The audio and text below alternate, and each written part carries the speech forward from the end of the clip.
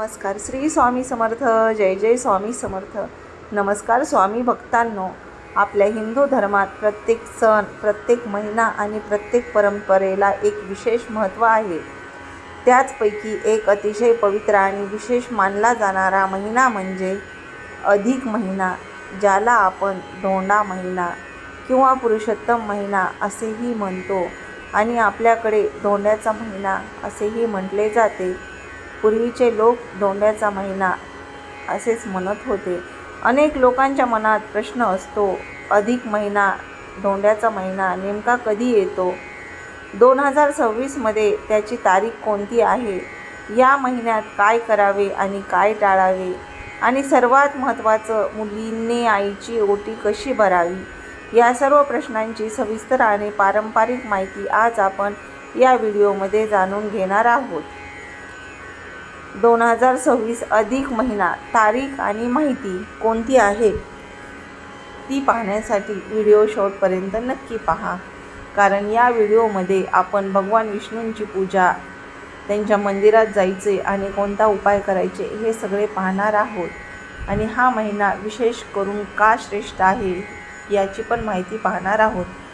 स्वामी भक्तांनो, हिंदू पंचांगानुसार अधिक महिना हा चंद्र आणि सूर्य यांच्या गणनेतील फरक भरून काढण्यासाठी येतो. साधारणतः दर 2 ते 3 वर्षांनी एकदा अधिक महिना येतो. 2026 साली अधिक महिना म्हणजेच पुरुषोत्तम महिना येतो.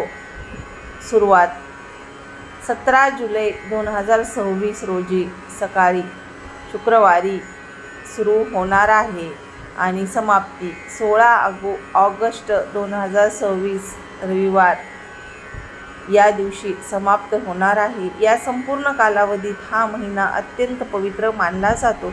या महिन्यात कोणतेही शुभ मुहूर्त, लग्न, गृहप्रवेश घेतला जात नाही. पण पूजा, जप, व्रत आणि दान याला खूप महत्त्व आहे. खूप श्रेष्ठ महत्त्व दिलेलं आहे. अधिक महिना, धोंड्याचा महिना म्हणजे काय? अधिक महिना म्हणजे आपल्या हिंदू कालगणनेत चंद्र महिन्याचा वापर केला जातो. पण सूर्यवर्ष आणि चंद्रवर्ष यामध्ये साधारण 11 दिवसांचा फरक पडतो. हा फरक भरून काढण्यासाठी प्रत्येक काही वर्षांनी एक अतिरिक्त महिना जोडला जातो. त्यालाच अनेक वर्षांनी एक अतिरिक्त महिना जोडला जातो. त्यालाच अधिक महिना म्हणतात. धोंडा महिना का म्हणतात? धोंडा म्हणजे जड किंवा स्थिर. या महिन्यात सांसारिक कामापेक्षा आध्यात्मिक साधनेला प्राधान्य दिलं जातं. म्हणून लोक या महिन्यात उपवास करतात, जप तप करतात, दानधर्म करतात. हा महिना म्हणजे मन शुद्ध करण्याचा आणि जीवन सुधारण्याचा काळ आहे. धोंड्याच्या महिन्याचे महत्त्व. या महिन्याला पुरुषोत्तम महिना असेही म्हटले जाते, कारण तो भगवान विष्णूंना समर्पित असतो. या महिन्यात केलेले पुण्य इतर महिन्यांच्या तुलनेत अनेक पटीने अधिक मिळते. त्याचे फळ अधिक मिळते. या महिन्यामध्ये काय करावे, काय करू नये हे आपल्याला सांगितलेले आहे. या महिन्यामध्ये विष्णूचे पूजन करावे, राम नाम जप करावे, भगवद्गीता वाचन करावे, गरिबांना दान करावे. आणि या महिन्यात काय टाळावे? या महिन्यात लग्न टाळावे, गृहप्रवेश टाळावा, नवीन व्यवसाय सुरू करणे हे टाळावे. कारण हा काळ आध्यात्मिक साधनेसाठी राखीव मानलेला आहे. म्हणूनच या महिन्यामध्ये केलेले पुण्य हे अधिक पटीने फलदायी असते. म्हणूनच या महिन्यात जेवढे होईल तेवढे पुण्य केले जाते. आता आपण पाहू, मुलीने आईची ओटी कशी भरावी आणि ती ओटी या धोंड्याच्या महिन्यातच का भरली जाते याची एक उदाहरण पाहू. ओटी म्हणजे नेमकं काय? तर धोंड्याच्या महिन्यात ओटी भरली जाते. ही ओटी म्हणजे काय? स्त्रीच्या साडीच्या पदरात दिलेले दान म्हणजे ओटी. आशीर्वाद आणि सन्मानाचे प्रतीक होय. ओटीत काय ठेवतात? ओटीमध्ये हळदी कुंकू, नारळ, फळे, फुलं, तांदूळ, साडी किंवा ब्लाऊज पीस हे ओटीमध्ये ओटी भरताना ठेवले जाते आणि ते बायकांना दिले जाते. यालाच आपण ओटी म्हणतो. ही ओटी कशी भरायची? आईला आदराने पाठावर बसवायचे, तिच्या कपाळावर कुंकू लावायचे, हळद लावायचे. नंतर ओटीत ह्या सगळ्या वस्तू नारळ, फळे, फूल आणि साडी किंवा ब्लाऊज पीस ठेवून ओटी भरायची आणि तिचे आशीर्वाद घ्यायचे. ही परंपरा म्हणजे आईप्रती कृतज्ञता व्यक्त करण्याचा मार्ग आहे. म्हणूनच धोंड्याच्या महिन्यात ही जर ओटी भरली तर तुमच्या आईच्या जीवनात आणि तुमच्या जीवनात आनंद येतो, हे लक्षात असू द्या. जर आई नसेल तर काय करावे? जर एखाद्याची आई नसेल तर त्या बाईने किंवा त्या स्त्रीने काय केले पाहिजे? मोठ्या स्त्रीला म्हणजे मावशी, काकू यांची ओटी भरू शकतात. जर कोणाला आई नसेल तर मावशी असेल तर तुम्ही मावशीची, काकूची ओटी भरू शकता. मावशी ही आईप्रमाणेच असते, म्हणून तुम्ही मावशीची ओटी भरू शकता.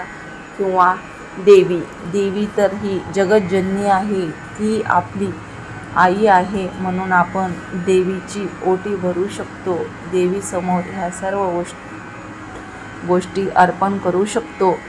महत्त्वाची गोष्ट फक्त भावना असली पाहिजे आणि ती जर असेल तर तुम्हाला येणारे सुख कधीच कमी पडत नाही. भावना आणि विश्वास हा खूप महत्त्वाचा असतो. स्वामी भक्तांनो, आतापर्यंत आपण अधिक महिन्याची माहिती म्हणजेच धोंड्याच्या महिन्याची माहिती आणि ओटी भरण्याची पद्धत पाहिली. पण अजून काही महत्त्वाच्या गोष्टी आहेत ज्या खूप कमी लोकांना माहीत आहेत. अधिक महिन्यातील विशेष व्रत आणि नियम जर तुम्ही हे पाळले तर या अधिक महिन्यात काही विशेष व्रत आणि नियम पाळले तर तुम्हाला खूप पुण्य मिळते. या महिन्यात तुम्ही व्रत केले पाहिजेत, नियम पाळले पाहिजेत तर तुम्हाला खूप पुण्य मिळते. सकाळी लवकर उठून स्नान करणे, देवाचे नामस्मरण करणे, दररोज दिवा लावणे, शक्य असल्यास उपवास ठेवणे.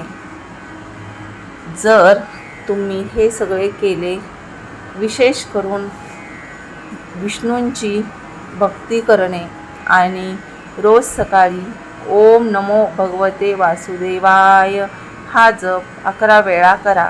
शक्य असेल तर 108 वेळा करा. विष्णू सहस्रनाम वाचा.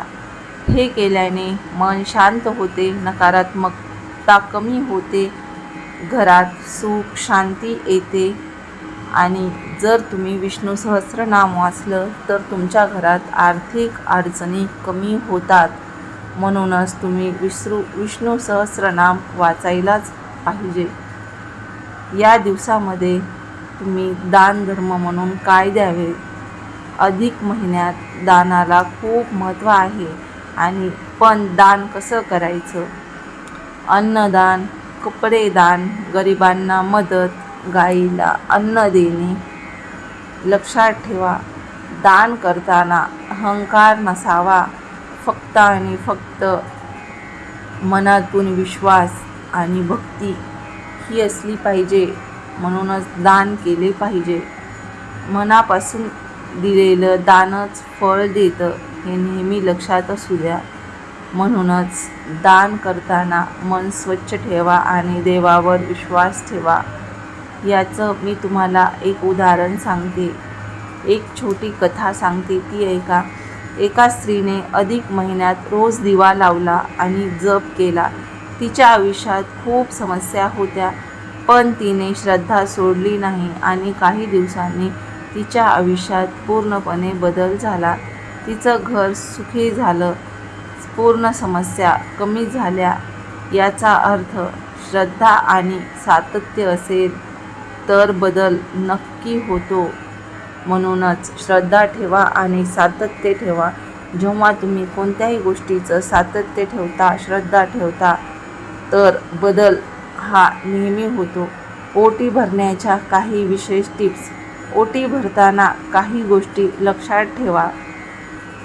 आईला आदराने वागवा, म्हणजेच आईला आदराने बोला. आईचा अवमान किंवा अपमान करू नका, कारण आई म्हणजे साक्षात देव असतो, हे नेहमी लक्षात असू द्या.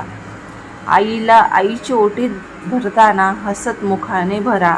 शक्य असेल तर नवीन वस्तू आणा.